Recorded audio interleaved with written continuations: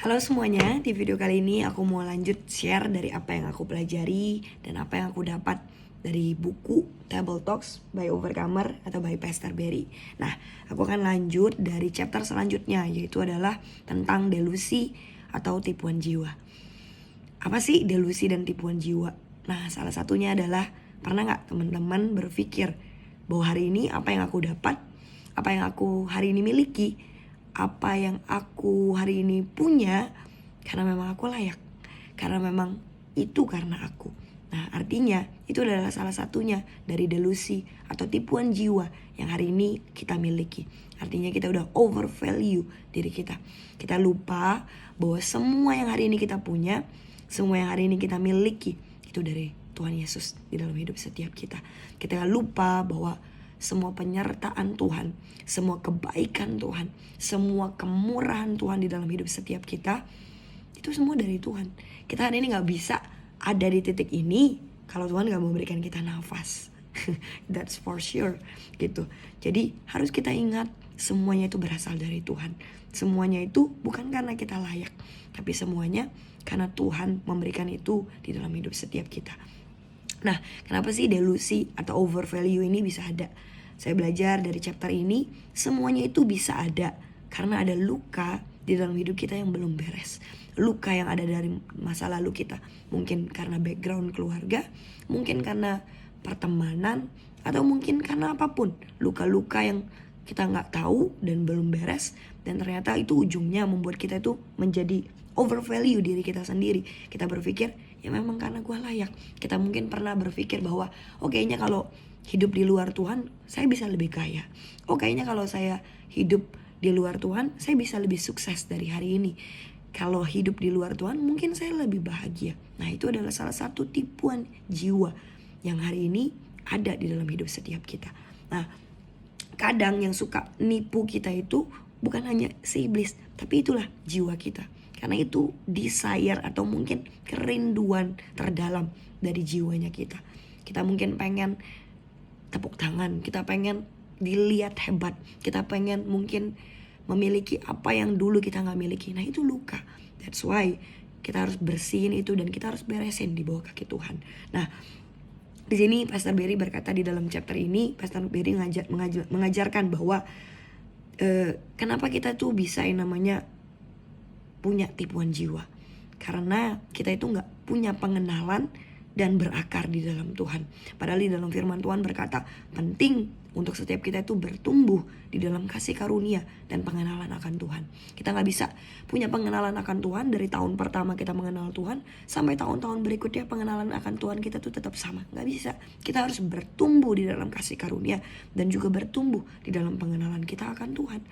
Kalau kita gak mengenali siapa Tuhan kita, ujungnya apapun yang Tuhan berikan, kita akan lihat itu seperti hal yang murah. Tapi berbeda kalau kita tahu siapa Tuhan kita dan apa yang Tuhan kita lakukan, kita akan tahu betapa mahal, begitu mahal yang Tuhan berikan di dalam hidup setiap kita. Tipuan jiwa ketika ada di dalam hidup kita itu karena luka-luka yang belum kita beresin, yang belum kita taruh di bawah kaki Tuhan. Jadi mau gak hari ini kita simply kuncinya cuma satu, berserah dan percaya sama Tuhan untuk yang namanya kita taruh hidup kita taruh setiap apa yang jiwa kita mau di bawah kaki Tuhan. Di buku ini, di chapter ini, Pastor Berry mengajarkan tentang salah satu tokoh Alkitab, yaitu Esther.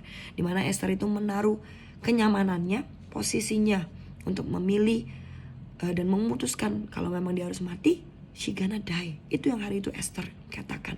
Dan hari itu Esther melewati jalan kehambaannya. Hari itu di ujungnya Esther mendapatkan beyond dari apa yang dia pikirkan. Sebenarnya Tuhan sama di dalam hidup setiap kita. Ketika Tuhan mau kita menyerahkan hidup kita di bawah kakinya, menaruh jiwa, apa yang jiwa kita mau di bawah kakinya, itu bukan karena Tuhan jahat, tapi karena satu, dia itu Bapa yang baik di dalam hidup setiap kita. Itu kuncinya. Dan itu yang harus kita ingat. Tuhan adalah seorang Bapa yang baik dalam hidup kita.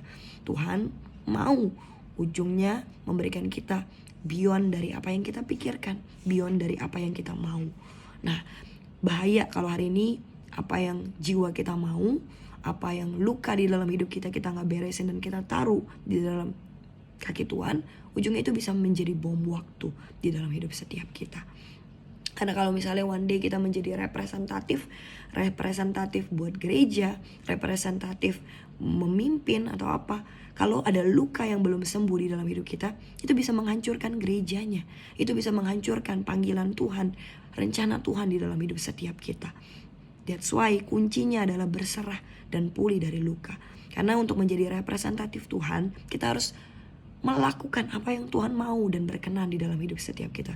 Bukan lagi kita membawa diri kita, bukan lagi kita mencari sesuatu yang membuat jiwa kita itu penuh, bukan lagi kita tanda kutip mencoba menyembuhkan luka-luka kita dengan cara kita sendiri. Tapi yang harus kita lakukan adalah menaruh itu semua di bawah kaki Tuhan kita. Menaruh dengan kejujuran, menaruh dengan yang namanya hati yang percaya kepada Tuhan kita. Bukan lagi tentang diri kita, bukan lagi penuh akan diri kita atau agenda-agenda lain. Biarkan pijakan hati kita, pijakan pikiran kita, perisai kita, setiap kita ini memperlengkapi pikiran kita bukan lagi tentang dari knowledge apa yang kita pikir benar, bukan lagi dengan pembenaran diri kita, bukan lagi dengan apa yang kita rasa kita tahu, bukan lagi dengan cara kita yang dulu yang kita anggap pernah benar, pernah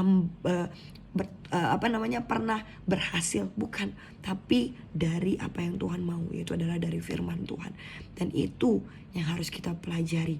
Untuk yang namanya belajar berserah di bawah kaki Tuhan, taruh semua apa yang jiwa kita mau, taruh setiap luka kita untuk kita dipulihkan, agar one day setiap kita ini bisa menjadi representatif yang Tuhan mau, representatif yang pulih dari setiap luka. Dan kita gak lagi bawa tentang diri kita, gak lagi bawa luka masa lalu kita, tapi setiap kita bawa apa yang Tuhan mau. Dan kita itu satu kerinduan kita, yaitu adalah cuma mau menyenangkan Tuhan kita. So I hope dari video ini bisa memberkati setiap teman-teman. Aku pun belajar dan sangat bertobat dari chapter ini. Ternyata luka bisa begitu impactful besar, bukan hanya untuk diriku sendiri, tapi ternyata itu bisa berimpact kepada gerejanya, kepada orang-orang pilihannya, bisa berimpact kepada panggilan Tuhan yang begitu mahal dalam hidupku, kepada rencana Tuhan yang besar dalam hidupku dan gerejanya. So I hope dari video ini bisa memberkati setiap teman-teman. So terima kasih buat setiap teman-teman yang sudah mendengar dan menonton video ini. I hope dari video ini bisa memberkati setiap teman-teman. God bless.